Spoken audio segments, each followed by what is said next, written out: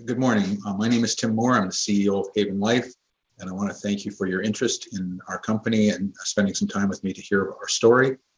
Let me begin by telling you my background. How did a 35-year packaged goods veteran end up in psychedelics? Well, it's been a journey.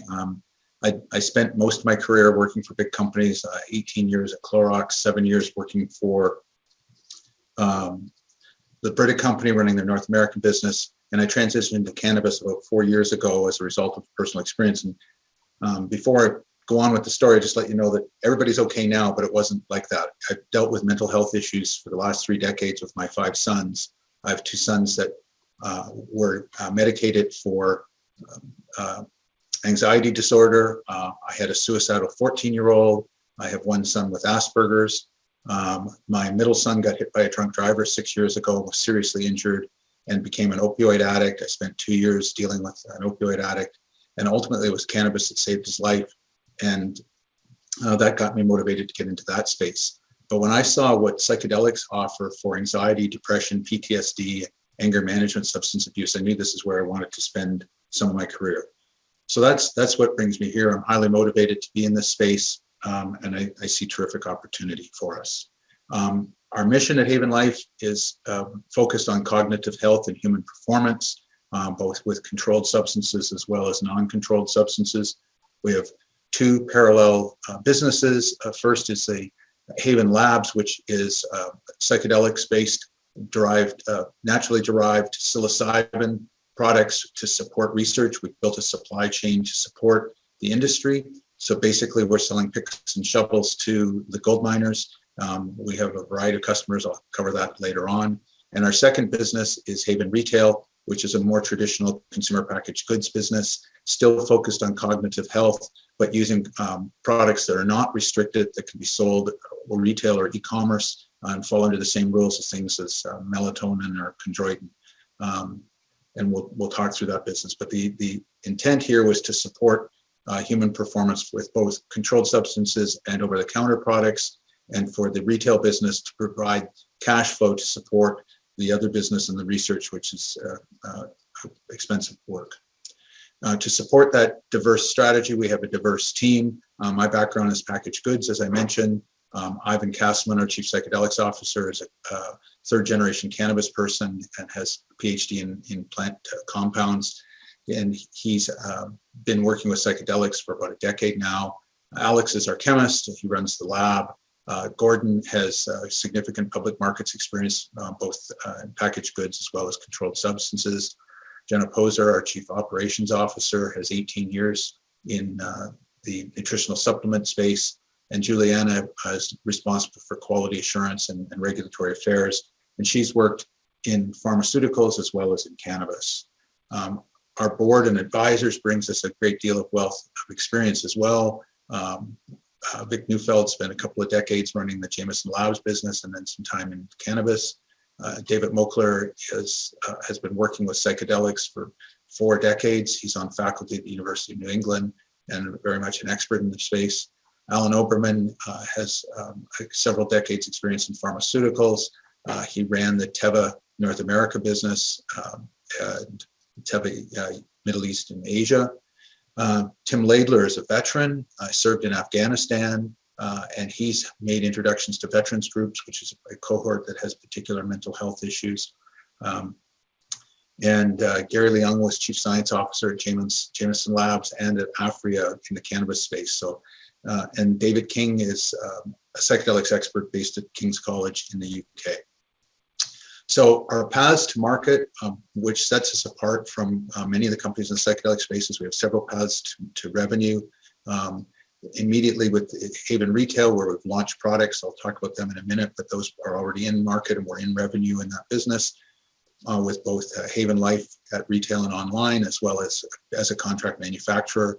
And we've shipped our first container of nutritional supplements to Australia, to our customer there called Woke Pharmaceuticals. They'll be distributing in Australia, New Zealand, and China. The other side of our business, HAVN Labs, it's, as I said, it's supply. We've validated our supply chain for Canada and the USA. and we're working on a project to have supply chain into the UK as well.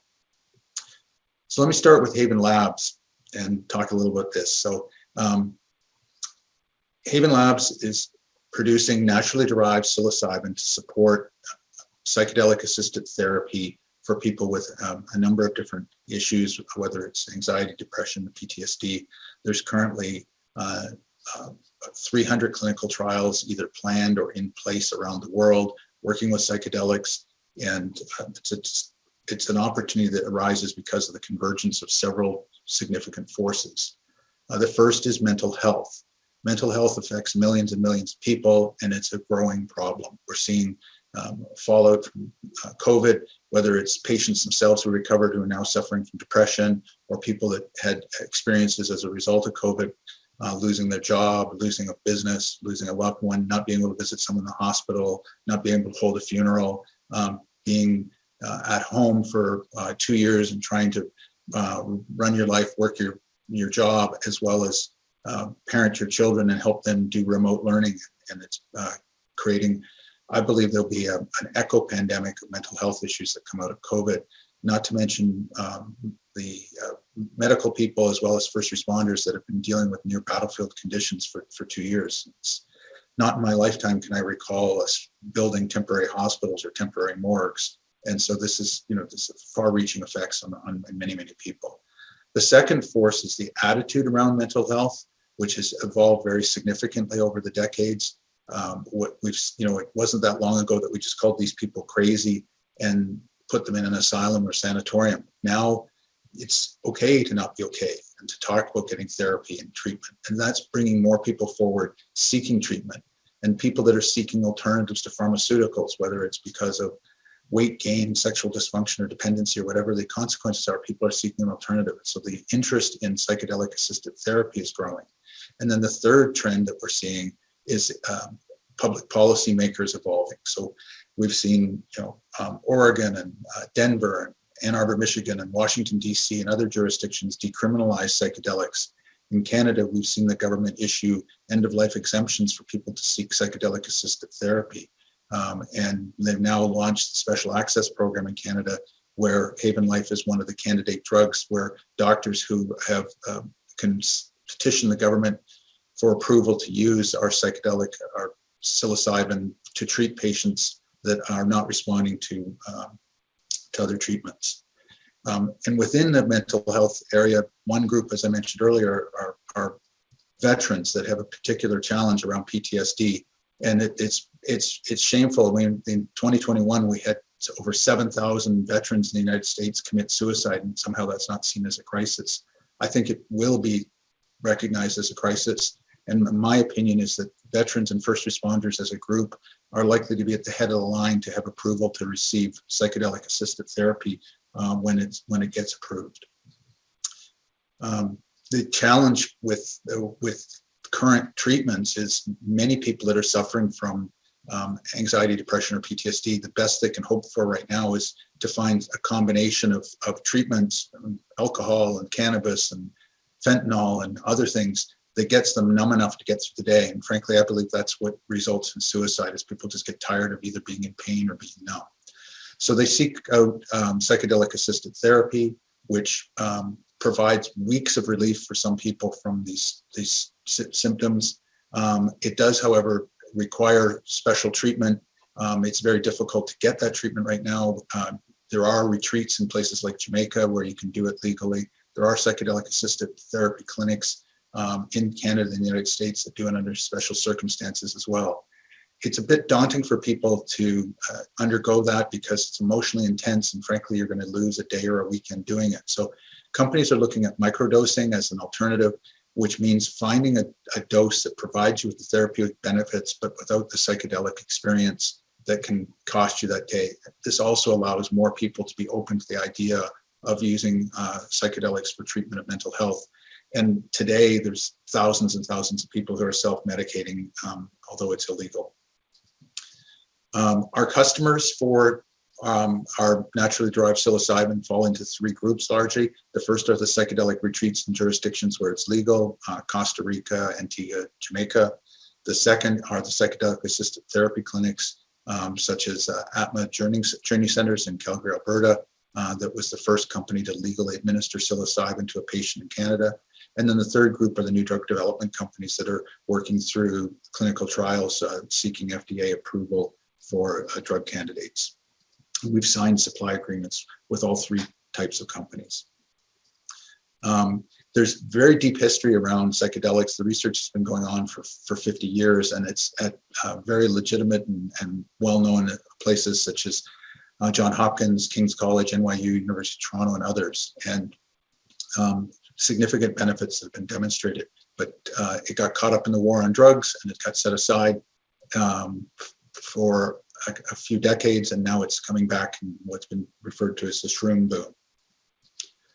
So we're currently cultivating our mushrooms in Jamaica. Jamaica treats psilocybin mushrooms as a functional food, not as a drug. So we are working in cooperation with the government there. They're very keen to build a psychedelics industry in Jamaica. We cultivate under GACP, Good Agriculture and Collection Practices, and then we transfer it to a GMP pharmaceutical facility for preparation before we export. And we now have successfully exported from Jamaica to both the US and Canada. It leaves Jamaica as an agricultural product. It arrives in Canada or the United States as a controlled substance. Keeping in mind that psilocybin is not illegal, it's just very highly regulated, and those regulations serve as a barrier to entry.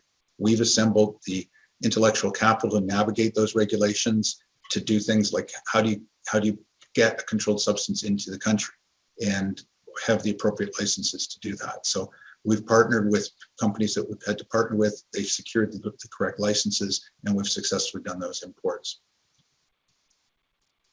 The opportunity for naturally derived, and the reason we focus on naturally derived is several benefits. First of all, synthetic psilocybin is very expensive. It can be $7,000 to $10,000 per gram, which is $7 million to $10 million per kilogram. We can grow mushrooms much less expensively than that and supply more affordable treatment for patients. The second thing is that our mushrooms have other compounds in them other than psilocybin. And when you have synthetic psilocybin, it's a single molecule of psilocybin. It doesn't include psilocin or any of the other compounds that are found in the mushroom, which we believe provides a different experience. And then the third benefit is patient preference. People seeking psychedelic assisted therapy don't want to have a synthetic drug that was cultivated on E. coli in a petri dish. They want something that's from the plant, similar to what we saw in cannabis, where synthetic THC never really got a foothold because people want the plant experience and the natural experience. So Jamaica's working great for us. We've just increased the scale of our facility there to increase capacity, and we're adding additional lab capabilities there as well.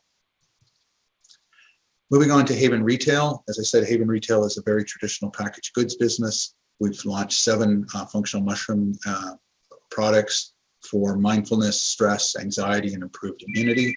We've also launched 4 patented traumatic brain injury products. We acquired that business last year and we relaunched it. And that product improves sleep, inflammation, increased energy, and improves memory. It's currently being used by 19 professional sports teams as part of their brain health business. This is the first 7 SKUs that we launched. They're available on Amazon.com, Amazon.ca, several other e-commerce sites, as well as our own website, yourhavenlife.com, as well as at a number of retailers across Canada. We've not launched in retail in the United States because that's an expensive undertaking, and we aspire to do that when cash flow permits. As I mentioned, the traumatic brain injury product called Brain Evolve under the HAVN Life name was an acquisition late in 2021 and now been launched under our name and has received a terrific response from our customers. It's available at all the GNC locations in Canada, as well as on the various e-commerce sites where our other products are found. These products exploit another well-established consumer behavior. Almost 3/4 of consumers take nutritional supplements on a regular basis, and it's very easy for them to add a mushroom-based product, and functional mushrooms are the fastest growing segment in this space.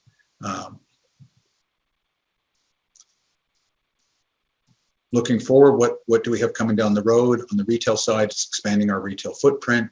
It's adding food, drug, mass, and specialty retailers. It's adding more e-commerce sites, expanding our portfolio of products, and adding additional white label customers to take the business international with a relatively low cash cost for us. On the lab side, we've validated through our first export our ability to service our customers in Canada, US. We have our first purchase order from one of our supply agreement customers to ship to the University of Wisconsin in Madison for them to do the preparation for the clinical trials that are being conducted by Revive Therapeutics. And then lastly, it'll just be expanding scale and capacity as we fill out more supply agreements in the balance of this year. Our cap table, we've got about 150 million shares outstanding, 200 million on a fully diluted basis. We don't have any debt. We, like most companies in the space, are trading at the bottom of our 52-week range. There's been a bit of a bear market for the last 12 months now on psychedelics. We're hoping to see that recover. We continue to focus on operations and hitting our milestones. As I said, we're in revenue on both sides of our business, both the retail and the lab side of our business, and we'll continue to build that volume through this year. It sets us apart from most psychedelics companies that don't have retail, don't have revenue. We do expect to be cash flow positive in approximately 2 years, so we're working towards that. And with that, I'll say thank you very much for your time today, and I hope you enjoy the other presentations from the conference.